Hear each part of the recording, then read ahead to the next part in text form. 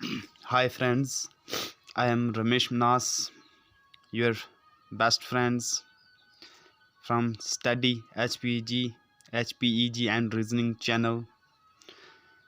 As you know, friends, I study to you about history, GK questions, geography, and current affairs.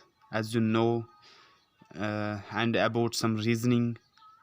As you know, today, friends, I will study to you about current affair of 21st April 2020. Okay, so friends, as you know, I read to you about I read it to you in the in pastly video about ancient Nalanda University, and today I will read to you current affair of 21st April to 2020. Let us start. तो friends, जो कि आप जानते हो, मैं अपनी माँ से बहुत ज़्यादा प्यार करता हूँ, इसलिए मैं हर एक जगह पे यानी कि अपनी माँ को अपने साथ रखता हूँ। यानी कि अपनी माँ से मैं बहुत प्यार करता हूँ। मैं नहीं, हर एक आदमी अपनी माँ से प्यार करता है। कभी एक बात बता देता हूँ, कभी अपनी माँ को रुठाना नहीं। अभी अपनी माँ को, अपनी माता जी जो हैं उनको कभी गुस्सा नहीं दिलवाना। वो कुछ भी कहेंगे करना। अपनी माँ मतलब माँ के साथ कभी रूठना नहीं, ना उनको रूठने देना। Whether become anything but you do not resent from your parents, and you should also do not that type of work by which your parents become resented. Okay, चलो आज हम स्टार्ट करते हैं करंट अफेयर के बारे में। Current affair जो 21 अप्रैल का करंट अफेयर है, उसके बारे में मैं आपको बताऊंगा। सबसे पहले मैं आपको पहली चीज़ जो बताता हूँ, वो क्या बताता हूँ मैं? पहली चीज़ जो मैं बताऊँगा वो मैं आपको बताऊँगा क्या? वो मैं आपको बताऊँगा, पहली चीज़ जो है वो मैं आपको बताऊँगा क्या? COVID-19 doubling time. What's the meaning of COVID-19 doubling time?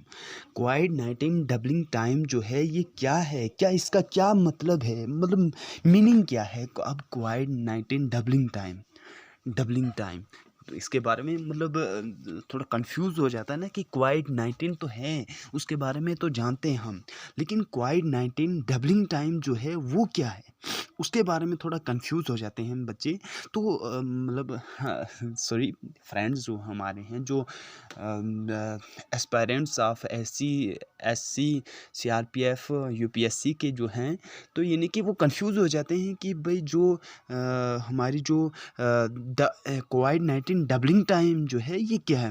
तो कोविड-19 डबलिंग टाइम का मतलब होता है कि भाई जो हमारे कोविड-19 के केस जो हो रहे हैं वो कितने समय में डबल हो रहे हैं, कितने समय में डबल हो रहे हैं, ये मतलब है कोविड-19 डबलिंग टाइम का।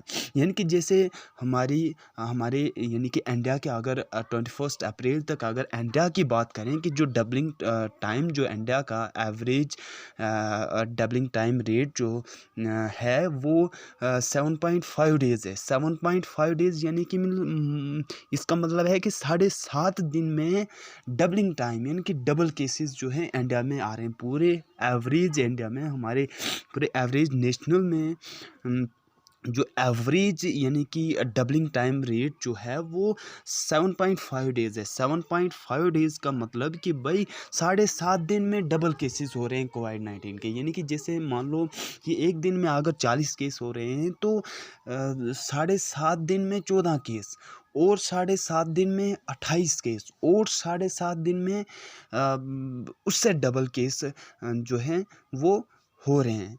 तो यानी कि 28, फिर जैसे आ गया 54, फिर जैसे आ गया 188, यानी कि अगले 7.5 दिन में। तो ये होता है कोविड-19 डबलिंग टाइम, इसे हम कहते हैं कोविड-19 डबलिंग टाइम। ठीक है, तो इसकी बात यही थी। जैसे अगर केरला की बात करें तो केरला में जो है वो सबसे कम डबलिंग टाइम रेट है। कोविड-19 डबलिंग टाइम रेट जो है वो सबसे कम है। केरला की अगर बात करें तो केरला में यानी कि 72 डेज जो डबलिंग टाइम रेट जो है वो 72 डेज है। 72 डेज यानी कि 72 दिन के बाद, 72 डेज के बाद उनका जो डबल केसेस होते हैं। यानी कि मान लो 72 दिन में 100 केसेस हो रहे हैं और 72 दिन में 200 केस, सिर्फ और 72 दिन में 200 केस हो रहे हैं। फिर और 72 दिन में जो है वो 400 केस हो रहे हैं। यानी कि वहाँ पे जो कोविड-19 के केसेस हो रहे हैं वो यानी कि 72 डेज के बाद डबल केसेस हो रहे हैं। तो इसे हम कहते हैं कोविड-19 डबलिंग टाइम। ठीक है, जैसे अगर उड़ीसा की बात करें तो उड़ीसा का जो डबलिंग टाइम जो है वो है 39.8 डेज, यानी कि 40 दिन में, यानी कि 40 दिन के करीब यानी कि वहाँ पे डबल केसेस हो रहे हैं। यानी कि 40 दिन में मान लो 200 केस होंगे और 40 दिन में 400 केस होंगे, फिर और 40 दिन में 800 केस होंगे। यानी कि इस तरह से डबलिंग टाइम रेट चल रहा है। तो उसे क्या कहते हैं, डबलिंग टाइम, यानी कि कोविड-19 डबलिंग टाइम। ठीक है, तो अब थोड़ा इसके बारे में हो गया। अब जैसे यहाँ पे मैंने आपको मेंशन किया कि केरला और उड़ीसा के बारे में, तो यहाँ पे मैं थोड़ा आपको केरला और उड़ीसा के सीएम, गवर्नर, हेल्थ मिनिस्टर के बारे में बता देता हूँ। तो जो उड़ीसा के सीएम जो हैं आज के प्रेजेंट टाइम में, जो सीएम हैं उड़ीसा के वो हैं नवीन पटनायक। ठीक है, नवीन पटनायक। और अगर उसी तरह से अगर हम बात करते हैं कहाँ की, उसी तरह से अगर हम बात करते हैं केरला के चीफ मिनिस्टर की, केरला का जो सीएम है उसकी बात अगर कर लें तो केरला का जो सीएम है वो पिनाराई विजयन है। ठीक है, Pinarayi Vijayan. Please note it. अगर आप इसे नोट करोगे तो बस साथ साथ में नोट करते रहो। तभी तो मैंने मतलब पूरी अच्छी तरह से एनालाइज करके फिर नोट करके रखा है कि जिससे आप स्क्रीनशॉट कर सकते हो, यहाँ से नोट कर सकते हो आराम से। अच्छी तरह से पूरा एक्सप्लेन करके मैंने आपको बताया है कि पूरा मतलब एक एक्सप्लेन करके बताया, और यहाँ से आप पूरी तरह से नोटेड कर सकते हो। तो please don't waste the time, please note it. Okay, तो सीएम केरला का बता दिया, उड़ीसा का बता दिया। अब उड़ीसा के हेल्थ मिनिस्टर की अगर बात करते हैं तो उड़ीसा का जो हेल्थ मिनिस्टर जो है वो कौन है। उड़ीसा का जो हेल्थ मिनिस्टर है वो है आपका उड़ीसा के जो हेल्थ मिनिस्टर हैं, सॉरी उड़ीसा के नहीं, जो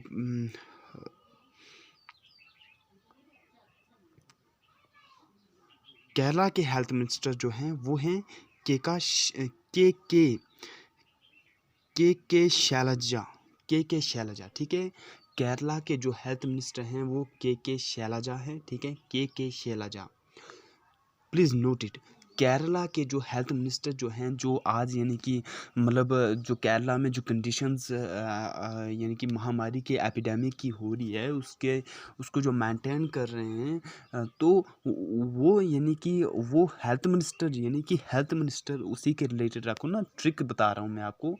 तो यानी कि हेल्थ मिनिस्टर जो है केरला के वो के शैलजा आप ने नाम सुना ही होगा ड्रामों में, मूवी में। तो के शैलजा। ठीक है, बाकी अगर उड़ीसा की बात करूं, उड़ीसा के जो हेल्थ मिनिस्टर हैं वो कौन हैं। उड़ीसा के हेल्थ मिनिस्टर जो हैं वो हैं श्री प्रताप जिन्ना। आप जानते हो कि किन्हें कहते हैं, जिन्ना, यानी कि जो जिन्ना यानी कि जैन, जानते हो आप जैन, यानी कि जो जो मतलब कुछ वायलेंस नहीं चाहते हैं, कुछ कुछ नहीं चाहते हैं, बस नॉन वायलेंस पीस चाहते हैं, कुछ और दूसरा कुछ, यानी कि मनी वगैरह वो कुछ नहीं चाहते हैं, बस ओनली नॉन वायलेंस चाहते हैं, पीस चाहते हैं, आप जानते हो। तो उसी ट्रिक से रखो कि जिन्ना, श्री प्रताप जिन्ना, प्रताप जिन्ना जो है वो एक मतलब अच्छे आदमी है, मान कर रखो ना। तो प्रताप जिन्ना जो है, श्री प्रताप जिन्ना, वो उड़ीसा के हेल्थ मिनिस्टर हैं, ठीक है।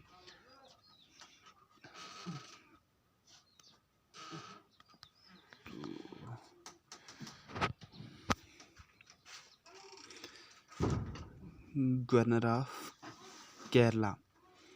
अब आपको मैं गवर्नर ऑफ केरला के बारे में बताता हूँ कि केरला के जो गवर्नर हैं वो कौन हैं। केरला के जो गवर्नर हैं वो हैं आरिफ मोहम्मद खान, आरिफ मोहम्मद खान, ठीक है। केरला के जो गवर्नर हैं वो हैं आरिफ मोहम्मद खान, ठीक है, Arif Mohammad Khan. Please note it. जो केरला के जो हेल्थ, ये गवर्नर जो हैं, सॉरी गवर्नर जो हैं वो हैं आरिफ मोहम्मद खान, ठीक है, आरिफ मोहम्मद खान, आरिफ मोहम्मद खान, ठीक है। और अगर गवर्नर ऑफ उड़ीसा की बात करूं तो उड़ीसा के जो गवर्नर हैं वो हैं गणेशी लाल, गणेशी लाल, ठीक है। Please note it. केरला के जो गवर्नर हैं, केरला के जो गवर्नर हैं वो हैं आरिफ मोहम्मद खान, और उड़ीसा के जो हैं वो हैं गणेशी लाल।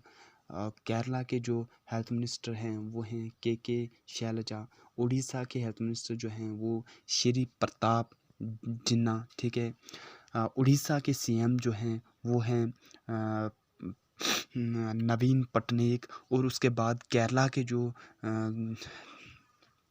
सीएम जो हैं वो हैं पिनराई पिनराई विजयन, पिनराई विजयन। जो केरला के सीएम जो हैं वो हैं पिनराई विजयन, ठीक है।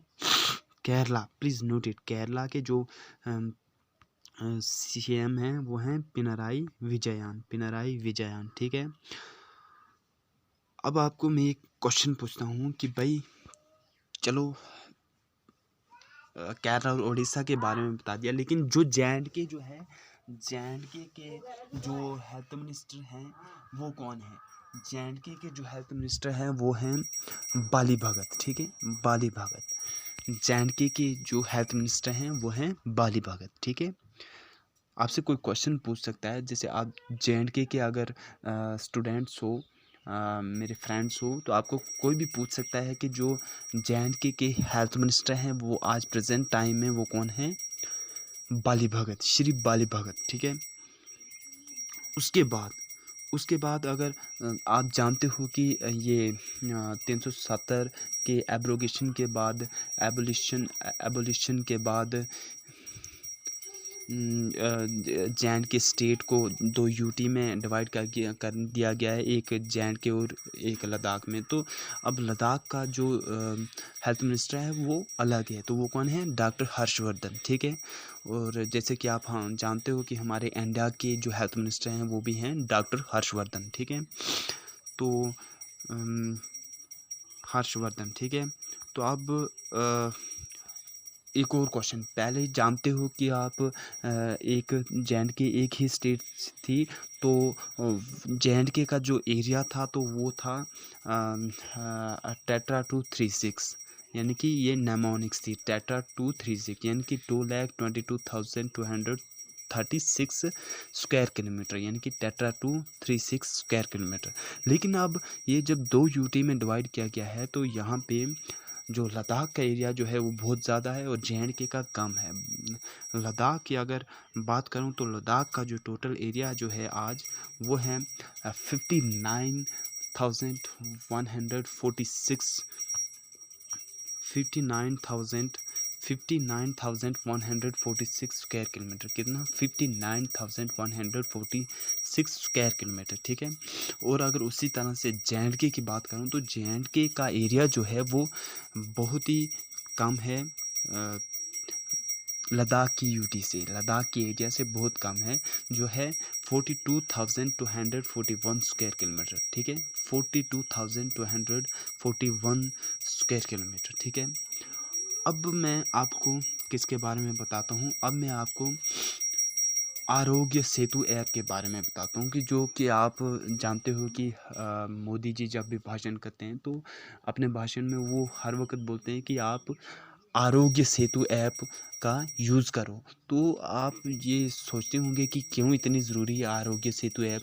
तो आरोग्य सेतु ऐप जो है ना, वो डेवलप जो है वो किसने की है, आरोग्य सेतु ऐप जो है वो डेवलप की है ये हमारे जो एनआईसी के एनआईसी है, एनआईसी का डिपार्टमेंट जो है, नेशनल इंफॉर्मेटिक डिपार्टमेंट जो है, उस डिपार्टमेंट ने ये डेवलप्ड किया है, एनआईसी ने, ठीक है।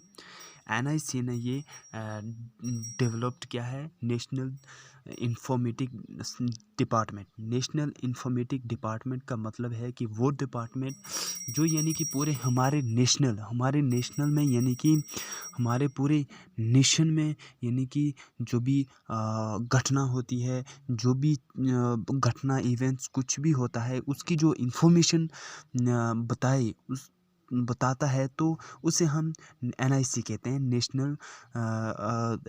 National informatic department. ये इंफॉर्मेशन बताए या कुछ सुलझाव लाए, जिससे मतलब हमारे नेशंस में कुछ भी घटना हो गई तो वो बच सकते हैं, वो डिपार्टमेंट, उसे हम नेशनल इंफॉर्मेटिक डिपार्टमेंट कहते हैं, एनआईसी, ठीक है। तो फ्रेंड्स, कहते हैं कि ये एनआईसी ने ये क्यों आरोग्य सेतु ऐप जो थी वो क्यों डेवलप की थी, और वो ये किस तरह से चलती है।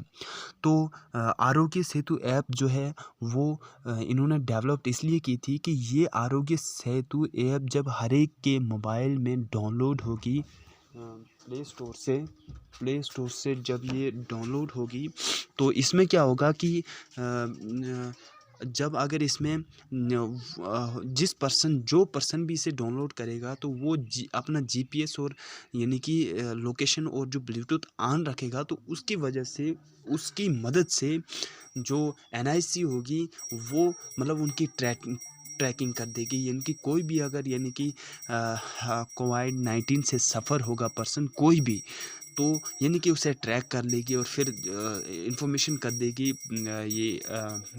मेडिकल डिपार्टमेंट के लिए। तो फिर उसकी चेकिंग की उसको चेक किया जाएगा, उसके टेस्ट किए जाएंगे, ठीक है। तो इसीलिए एनआईसी ने ये डेवलप्ड की है, ठीक है, एनआईसी ने इसको डेवलप्ड किया है। और ये मतलब इसका काम किस तरह से होता है, only by opening the GPS and Bluetooth. जब हर एक आदमी जब इसको डाउनलोड करेगा और उसके बाद इसमें जीपीएस और ब्लूटूथ हर वक्त ऑन रखेगा, तो वो उसको ट्रैक कर लेगी एनआईसी, ठीक है। तो इसका मेन मकसद जो था एनआईसी का यही था, ठीक है, जिससे बहुत सारी मदद मिलती है। तो यानी कि इसलिए मोदी जी जो हैं वो हर रोज़ यही बोलते हैं कि आरोग्य सेतु ऐप का जितना भी हो सके एज़ पॉसिबल एज़, तो इसको डाउनलोड करो, जिससे पता लगेगा कि कौन मतलब सफ़र हो रहा है। आप जानते हो कि बहुत ही सारे ऐसे लोग होते हैं जो नहीं बताते हैं कि वो यानी कि उन्हें कोविड-19 है, नहीं बताते हैं, तो वो ट्रैक हो जाएंगे, ठीक है।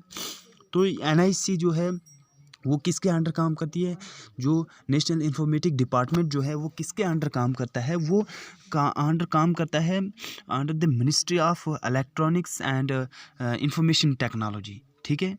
यानी कि टेक्नोलॉजी के तहत जो इंफॉर्मेशन दी जाएगी, इलेक्ट्रॉनिक्स यानी कि मोबाइल्स वगैरह, यानी कि जो सोशल मीडिया वगैरह, इनके द्वारा जो यानी कि इंफॉर्मेशन दी जाएगी, उसकी जो मिनिस्ट्री जो है, ministry of electronics and information technology, उसके अंडर ये एनआईसी काम करती है, ठीक है, नेशनल इंफॉर्मेटिक डिपार्टमेंट, ठीक है।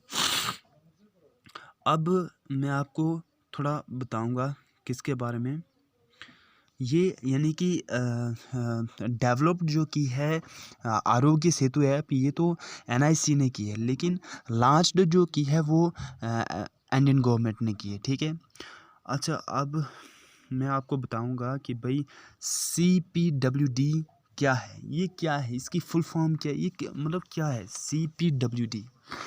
CPWD का मतलब होता है central public work department. Central public work department, central public work department यानी कि वो डिपार्टमेंट जो कौन सा काम कराए, जो यानी कि गवर्नमेंट के द्वारा, जो सेंट्रल गवर्नमेंट का जो काम सेंट्रल गवर्नमेंट के अंडर काम हो, जो सेंट्रल गवर्नमेंट के थ्रू काम हो, जो उनके जिनसे उन्हें फ़ायदा हो, वो काम जो कराता है वो CPWD कराता है, यानी कि सेंट्रल पब्लिक वर्क डिपार्टमेंट कराता है। यानी कि जैसे आ गया रेलवे, आ गया रेलवे, जो पटरी आ गई, हाईवे आ गया, कोई डैम्स वगैरह कोई होंगे, यानी कि जो सेंट्रल गवर्नमेंट के अंडर काम कराए जाते हैं, ठीक है।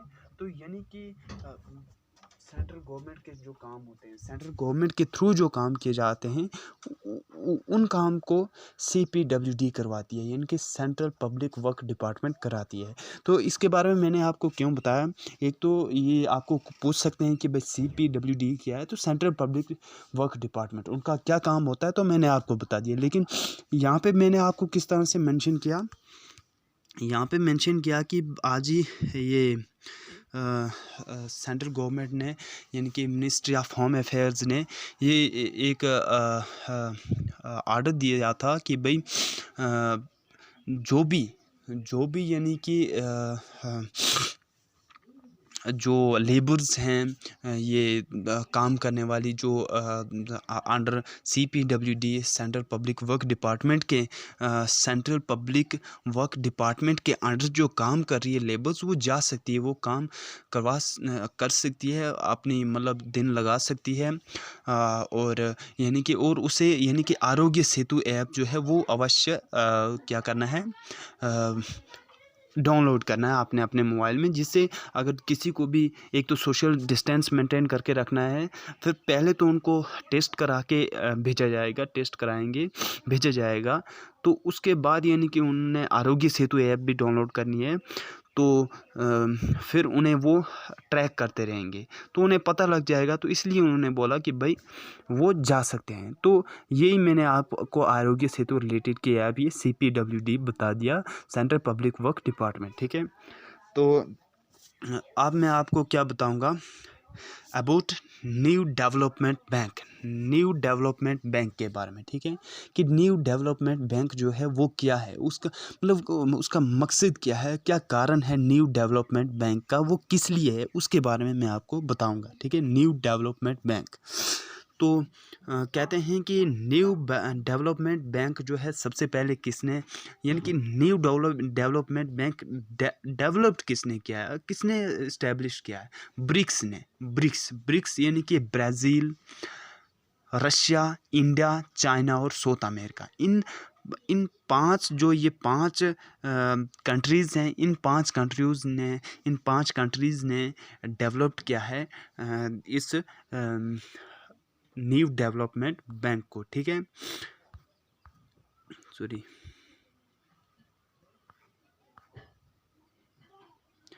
तो कहते हैं कि ये न्यू डेवलपमेंट बैंक जो है ये ब्रिक्स ने यानी कि ब्राज़ील, रशिया, इंडिया, चाइना और साउथ अमेरिका ने इसको डेवलप किया है। और इसका मेन मकसद क्या है, इसका मेन जो एम जो है इसको ये डेवलप करने का, वो ये है कि फाइनेंशियल असिस्टेंस देना, यानी कि कभी भी फाइनेंशियल इमरजेंसी पड़े इन ब्रिक्स को, इन पांच कंट्रीज़ को, जैसे कि आज आप जानते हो कि एपिडेमिक कंडीशंस पूरे वर्ल्ड में चल रही है, चाइना में, हर एक में, ब्राज़ील में भी, रशिया में भी, इंडिया में भी, साउथ अमेरिका में, तो इन पांच भाई पूरे वर्ल्ड में चल रही है, लेकिन इन पांच कंट्रीज़ में भी चल रही है। तो इन पांच कंट्रीज़ में फाइनेंशियल असिस्टेंस जो है वो आज दी गई है, 21 अप्रैल को दी गई है, ये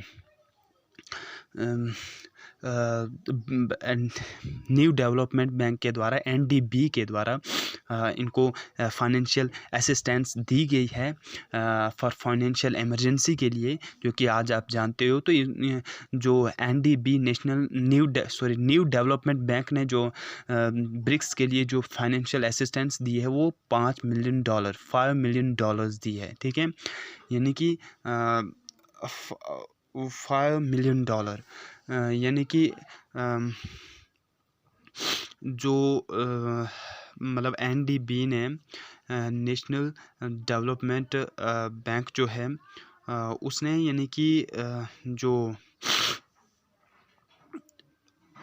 इनकी जो मदद की है, इनकी जो मदद की है, इनके लिए जो फाइनेंशियल असिस्टेंस दी गई है वो 1 मिलियन नहीं, सॉरी बिलियन, $1 बिलियन, यानी कि हर एक 5 कंट्री के लिए $1 बिलियन की क्या दी गई है, फाइनेंशियल असिस्टेंस दी गई है फॉर फाइनेंशियल इमरजेंसी के लिए, ठीक है।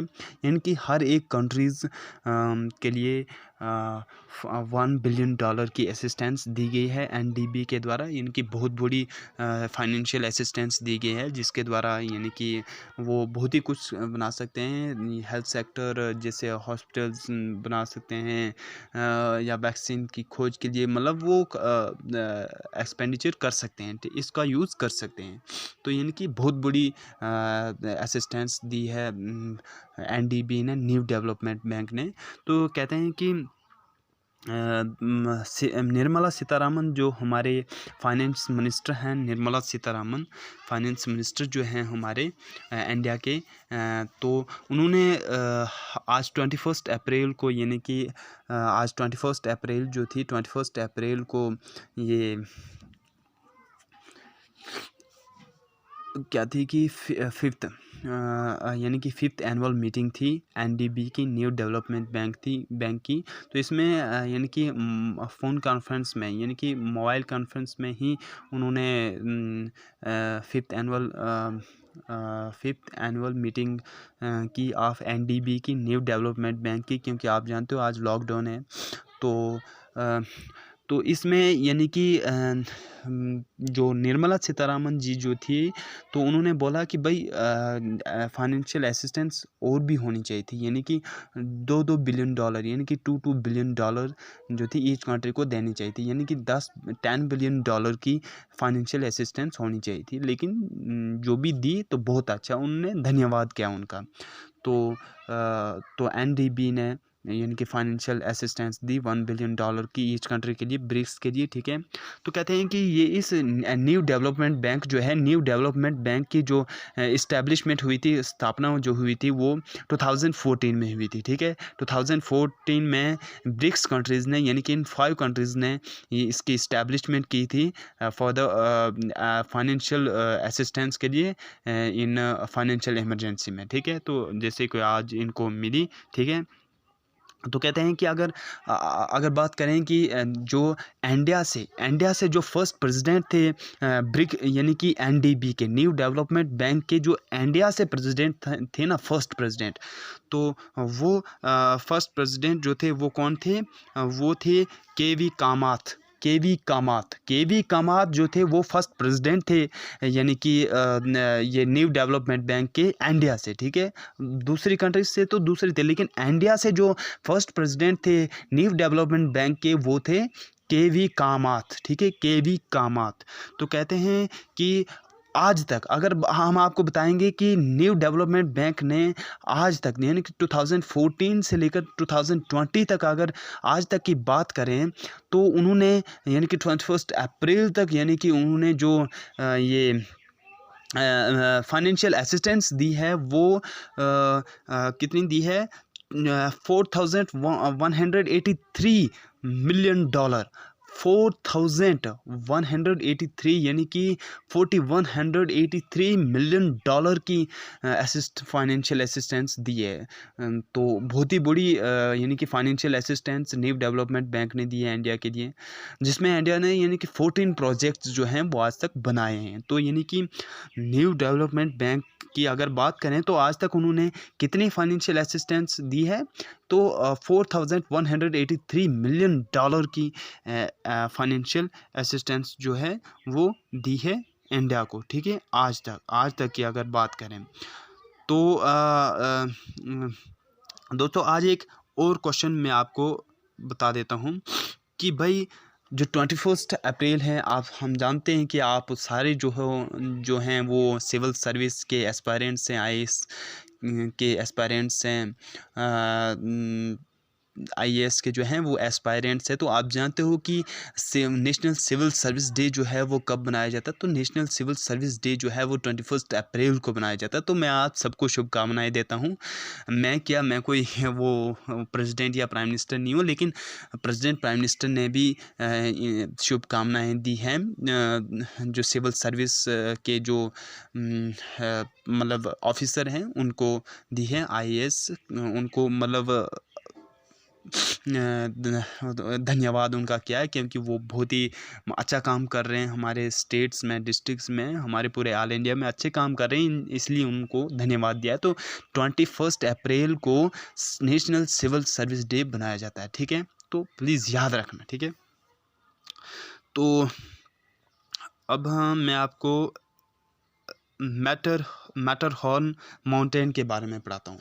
मैटरहॉर्न माउंटेन, ठीक है? मैटरहॉर्न माउंटेन के बारे में तो कहते हैं कि मैटरहॉर्न जो माउंटेन जो है, मैटरहॉर्न माउंटेन जो है वो कहाँ पे पाया जाता है? वो जो अल्प्स माउंटेन है उसके ऊपर पाया जाता है, ठीक है? अल्प्स माउंटेन्स की जो हाईएस्ट पीक्स जो है ना, उन पीक्स में से ये एक हाईएस्ट पीक्स है अल्प्स माउंटेन की, ठीक है? मैटरहॉर्न माउंटेन, ठीक है? मैटरहॉर्न पीक जो है वो यानी कि अल्प्स माउंटेन के ऊपर पाई जाती है, और अल्प्स माउंटेन की जो हाईएस्ट पीक्स है उनमें से ये एक हाईएस्ट पीक्स है मैटरहॉर्न पीक्स, ठीक है? तो उसके बाद अगर मैं बताऊंगा तो अल्प्स माउंटेन की बात अगर करूं तो अल्प्स माउंटेन कहाँ पे पाया जाता है? अल्प्स माउंटेन जो अल्प्स माउंटेन जो है वो यूरोप में पाया जाता है, ठीक है? यूरोप में अल्प्स माउंटेन जो है वो यूरोप में पाया जाता है। कहाँ पे? यूरोप में पाया जाता है अल्प्स माउंटेन, ठीक है? तो अगर यूरोप की बात करें, यूरोप का जो हाईएस्ट माउंटेन है वो कौन सा है? वो है इल्ब्रुस माउंटेन।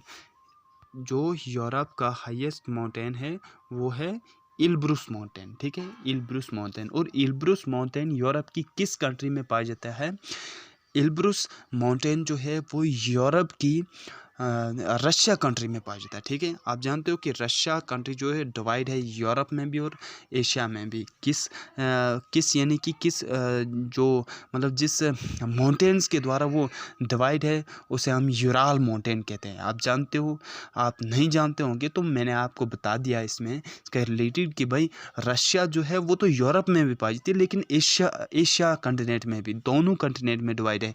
अब जिस माउंटेन के द्वारा वो डिवाइड है उस माउंटेन को यूराल माउंटेन कहते हैं, ठीक है फ्रेंड्स? तो फ्रेंड्स बताया कि भाई जो यूरोप का जो हाईएस्ट माउंटेन है वो है इल्ब्रुस माउंटेन, जो रशिया में पाया जाता है। और उसकी जो हाइट है ना, जो इल्ब्रुस माउंटेन की जो हाइट है ना, वो है 5642 मीटर, ठीक है? 5642 मीटर्स हाइट ऊंची उसके, यानी कि 5642 मीटर्स हाइट जो है उसकी है सी लेवल से, ठीक है? तो इतना ऊंचा है। तो फ्रेंड्स आज का इतना ही। तो अब कल मैं 22 अप्रैल का आपको अगली वीडियो में मैं 21 अप्रैल का आपको करंट अफेयर बताऊंगा, या मैं आपको हिस्ट्री का लेक्चर बताऊंगा। आप जानते हो मैं जियोग्राफी का भी लेक्चर देता हूं, आपको हिस्ट्री का भी, करंट अफेयर का, जीके भी, तो मैं कुछ भी पढ़ा सकता हूं। लेकिन आज मैंने 21 अप्रैल का जो करंट अफेयर बताया आपको, तो वो ये है, आज का इतना ही। तो प्लीज़ फ्रेंड्स, अगर आपको मेरी वीडियो अच्छी लगी तो मेरी वीडियो को सब्सक्राइब कर देना, मेरे वीडियो को आगे शेयर करना, ठीक है? अगर अच्छी लगी तो लाइक कर देना, और प्लीज़ वो जो बेल आइकन जो है ना उसको भी प्रेस कर देना, जो कि अगर आप बेल आइकन को प्रेस करोगे ना तो आपको नोटिफिकेशन आती रहेगी आपको, यानी कि ये वीडियो जो है वो इसी तरह की आपको मिलती रहेगी। अगर आपको मेरी वीडियो अच्छी लगी तो प्लीज़ प्रेस कर देना और शेयर कर देना मेरी वीडियो को, और मेरे चैनल को सब्सक्राइब कर देना अगर आप न्यू यूज़र हो मेरे यूट्यूब चैनल के। तो प्लीज़ सब्सक्राइब कर देना और शेयर कर देना अपने फ्रेंड्स, व्हाट्सएप के फ्रेंड्स, फेसबुक या इंस्टाग्राम के फ्रेंड्स के साथ। Thanks friends.